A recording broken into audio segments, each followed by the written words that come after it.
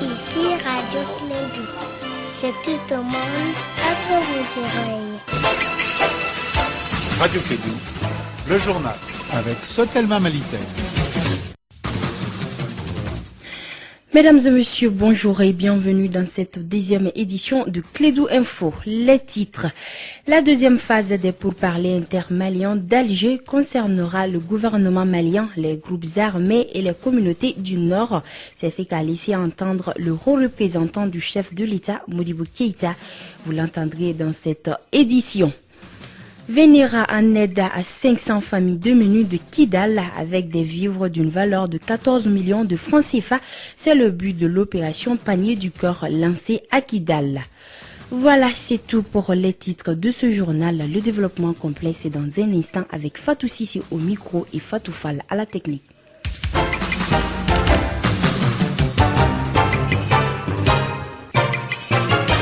Bonjour à toutes et à tous et bienvenue. La deuxième phase des pourparlers intermaliens d'Alger concernera le gouvernement malien, les groupes armés et les communautés du Nord. C'est ce qu'a laissé entendre le haut représentant du chef de l'État, Modibo Keïta, qui continue sa démarche explicative auprès des différentes composantes de la société malienne. Et ce mardi 12 août, il sera en face des organisations de la société civile au gouvernorat du district de Bamako. Suivant un extrait de son intervention lors de sa rencontre avec les jeunes, il a parlé du déroulement de la deuxième étape des pourparlers intermaliens qui commence le 17 août prochain à Alger, des propos recueillis par Kassim Traoré. Nous avons pensé que dans l'organisation de la phase numéro 2, il fallait avoir des commissions de travail. Il y a des plénières, il y a les commissions de travail comprendront et les membres du gouvernement, les représentants du gouvernement, les représentants des mouvements armés, mais les représentants des communautés maliennes dans les sous-commissions de travail. Il y en aura 4. Il y aura 4 sous-commissions. Il y a une première sous-commission qui va s'occuper des questions politiques et institutionnelles, une deuxième question qui va s'occuper des questions sécuritaires, une troisième commission qui s'occupera des questions de développement et une troisième commission qui s'occupera de la réconciliation, de l'action humanitaire et des aspects. Nous souhaitons que les représentants des communautés puissent à ce niveau-là discuter avant même qu'on ait un plan de règlement. Les plénières auront une voix délibérative, elles comprendront le gouvernement, les mouvements armés. Mais la plénière statuera selon les conclusions des commissions de travail. Alors, donc la facilitation a été confiée à un groupe qui est composé de l'Algérie, composé du Burkina, du Niger, du Tchad, de la Mauritanie comme pays. En plus, il y a les Nations Unies, l'Union africaine, la CEDEAO, l'Union européenne et l'organisation de la conférence islamique. Voilà le staff des médiateurs, avec comme chef de file l'Algérie. Sur un tout autre plan, venir en aide à 500 familles diminuées de Kidal avec des vivres d'une valeur de 14 millions de francs CFA, c'est le but du lancement de l'opération Panier du Cœur à Kidal. Après Bamako, le haut représentant de l'Union africaine pour le Mali et le Sahel était à Kidal pour venir en aide à ces familles diminuées. C'est l'antenne de la Croix-Rouge de Kidal qui sera chargée de la distribution de cette aide aux différentes familles concernées. Le geste a été salué par les familles bénéficiaires, pour ne pas dire une grande partie de la 8e région du Mali. Le service communication de Misaël nous a fourni quelques réactions de cette cérémonie qui s'est déroulée à Kidal. Suivons-le. Nous sommes venus ici toujours dans le cadre de notre projet, de notre initiative humanitaire Panier du Cœur, qui consiste à assister en termes de produits alimentaires et nutritionnels les familles les plus démunies. Nous l'avons fait hier à Bamako, nous le faisons aujourd'hui à Kidal. J'ai dit que ce projet c'est un projet original, c'est un projet où les Africains assistent les Africains. Elle se fera conformément justement aux quotas reçus, qui seront remis à 500 familles qui ont été traumatisées justement par les événements du 18 et 21, qui sont restés sous les coups justement des armes. Vraiment, nous sommes très contents pour ces gestes-là, parce que la population est très fatiguée. Vraiment, on remercie vraiment les dons qu'on reçoit cette fois-ci. Ici à Bamako, bientôt les jeunes Maliens feront leur thèse de doctorat dans les universités algériennes. L'assurance a été donnée par les autorités algériennes lors d'une visite parlementaire de la Commission des affaires étrangères et de l'intégration africaine de l'Assemblée nationale du Mali au Parlement algérien. Les élus maliens ont eu des échanges avec les ministères algériens de l'enseignement supérieur et de la recherche scientifique et celui de la solidarité. Il a aussi été question du renforcement de la coopération parlementaire entre les deux pays. Notre reporter André Traoré a rencontré la mission à leur retour à Bamako. Nous l'écoutons. Au cours de cette visite de la Commission des affaires étrangères et de l'intégration africaine de l'Assemblée nationale du Mali en Algérie, les autorités algériennes ont montré leur volonté aux élus maliens de donner une chance aux jeunes maliens de faire leur thèse de doctorat dans les universités de la République islamique d'Algérie. Honorable Ousmane Kouyaté, membre de la délégation. Il faut reconnaître que nous avions eu des échanges très fructueux avec les autorités algériennes, notamment le ministre chargé de la solidarité et celui chargé de l'enseignement supérieur et de la recherche scientifique. Au niveau de ces deux départements, nous avons été rassurés par la responsabilité de l'Algérie à aider le Mali afin de donner une chance aux maîtres des arts maliens qui souhaitent continuer les études en Algérie pour avoir le doctorat. Il nous a recommandé afin que nous puissions baliser les terrains pour que réellement les deux départements puissent s'entretenir afin de donner une chance aux jeunes Maliens qui souhaitent continuer les études à Alger. Une formation des agents chargés d'aider les personnes handicapées au Mali est également prévue. Honorable Ousmane Kouyaté. Le ministre également chargé de la solidarité nous a rassuré de sa disponibilité à appuyer le Mali à former les agents chargés d'aider nos compatriotes qui sont frappés d'handicap. Ils ont des spécialistes en la matière, ils ont les méthodes pour réellement appuyer ces compatriotes qui sont dans cette situation. Une réunion avec les départements concernés et la Commission des affaires étrangères et de l'intégration africaine de l'Assemblée nationale est prévue dans les jours à venir afin de prendre des dispositions idoines pour rencontrer les autorités algériennes en vue de concrétiser cette initiative. Ibrahim Boubacar Keïta craint que le nord du Mali ne soit une zone de non-droit. Il l'a dit au cours d'une conférence de presse en marge de sa visite aux États-Unis. C'était à l'initiative du Centre des études stratégiques de Washington que le président malien Ibrahim Boubacar Keïta a animé cette conférence de presse sur la crise au Sahel, plus précisément au Mali. Un extrait de l'intervention d'Ibrahim Boubacar Keïta et les réactions de certains participants à cette conférence de presse.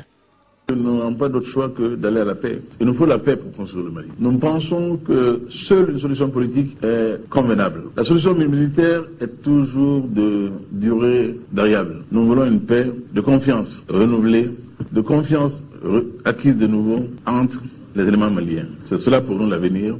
Dans un pays, les opinions sont très différentes, très diverses. Il y en a qui trouvent qu'on a déjà fait beaucoup pour une partie de la population, nos frères Touaregs, qui ne sont pas tous dans la rébellion. Il n'y a pas au Mali de ségrégation au motif de la couleur ou de la région d'origine. Il n'y en a pas.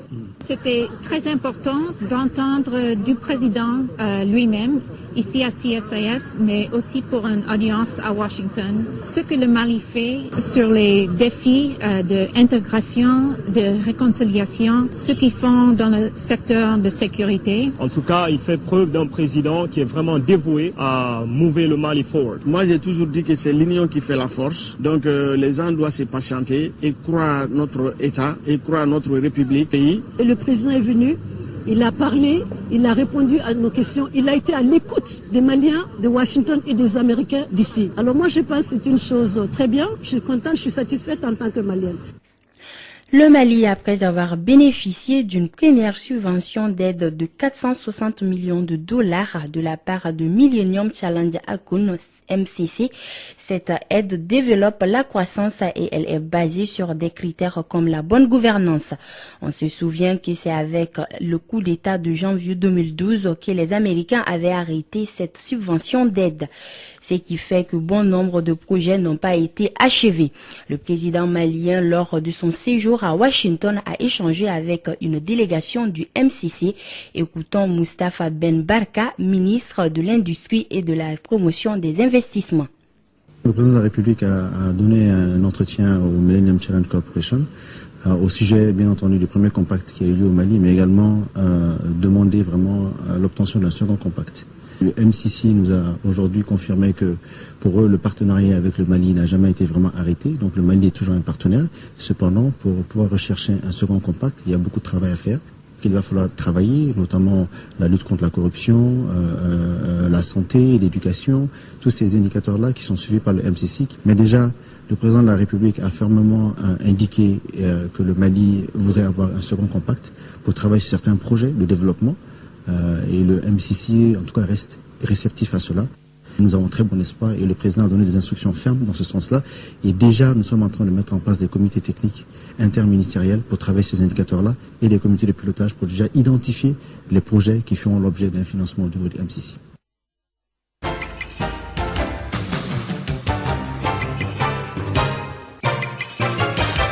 Actualité régionale à présent. Le Premier ministre Moussa Mara était dans la région du Caille du 6 au 10 août 2014 pour une tournée régionale. Lors de l'étape du cercle de Caille, le Premier ministre Moussa Mara a procédé à plusieurs activités, notamment la rencontre avec les forces vives de la région, le dépôt de kérosène à l'aéroport international d'Agdag et la visite de plusieurs projets de développement dans la ville de Caille. Reportage Boubacar Niane.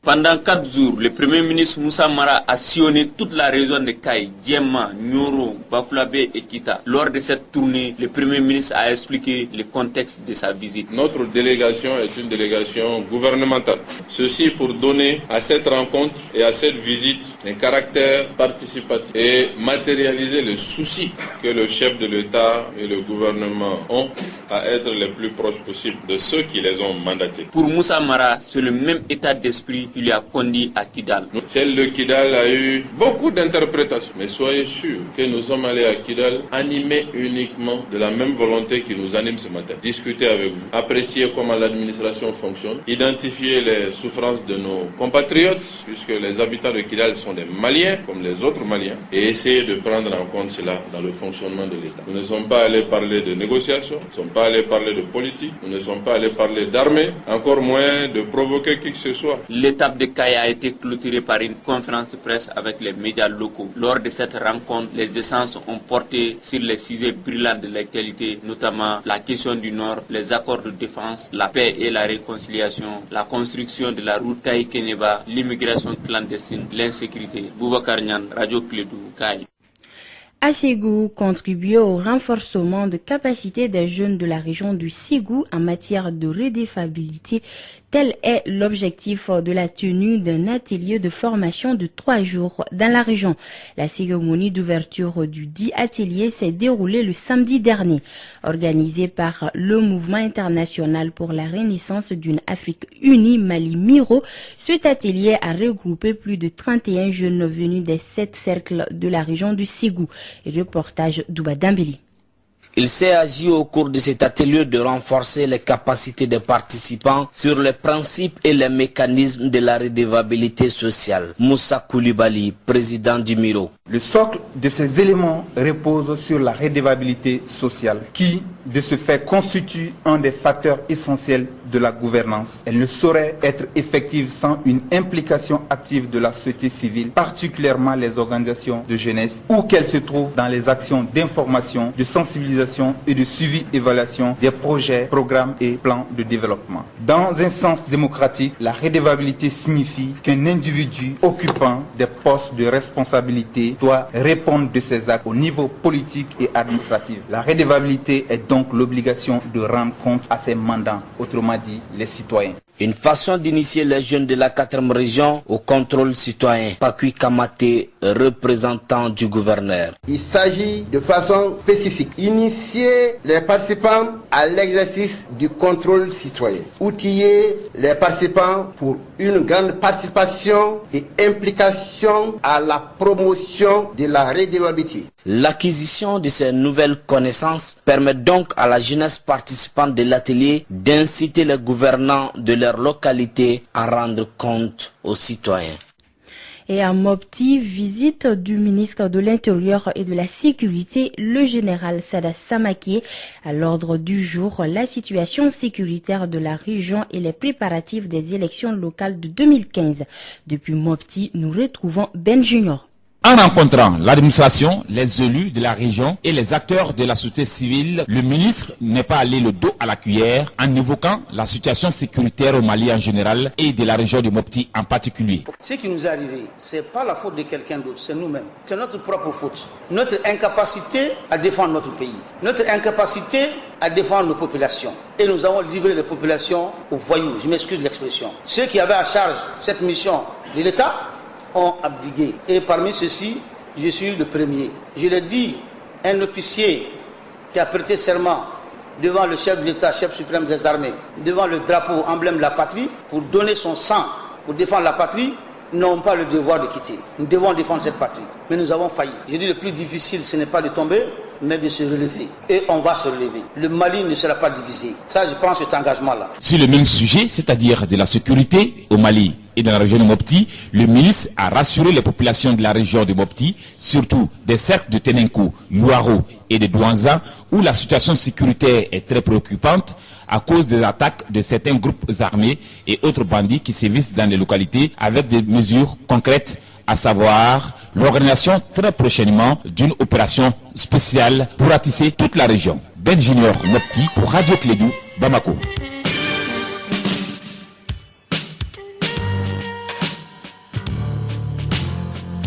Est-ce que vous saviez qu'il y a des gens qui analysent le sport?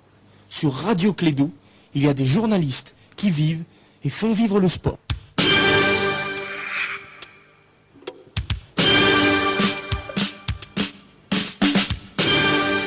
Sport pour terminer, Aman Niang, élu président de FIBA Afrique le 1er août dernier à Madagascar, est de retour au pays. Il a été reçu ce matin par le ministre des Sports, Ousseini Amion Guindo. L'occasion pour le président Niang de remercier le gouvernement pour son soutien apporté durant la campagne. Aman Niang est au micro de Sékou Koni. Je suis venu rendre une visite de courtoisie à monsieur le ministre des Sports, pour lui témoigner ma reconnaissance. S'il faut le rappeler avant d'aller à Tana, je suis venu demander son soutien, son concours et à travers lui, le concours de tout le peuple malien. Avec fraternité, mais avec beaucoup de courtoisie, monsieur le ministre n'a pas hésité. En un quart de tour, a compris que c'est une histoire malienne, ce n'était pas une histoire de la personne d'Aman Niang. Tout de suite, il a mis tout son réseau, tout l'arsenal à notre disposition. Et donc, de bonne foi, après Tana, il est tout à fait normal que je vienne lui rendre d'abord ce grand mérite que le Mali vient d'avoir à travers ma modeste personne, pour lui témoigner encore toute ma franche collaboration, beaucoup de challenges et beaucoup d'honneur pour un ministre des Sports. Donc c'est tout à fait normal après Tana de venir à dire encore merci à M. le ministre des Sports pour son accompagnement, son appui, ses bénédictions, ses conseils et qui ont porté fruit. Voilà, il est exactement 13h passées de 16 minutes et c'est la fin de cette édition qui vous a été présentée par Fatou Sissé, mise en onde par Fatou Fall. Merci.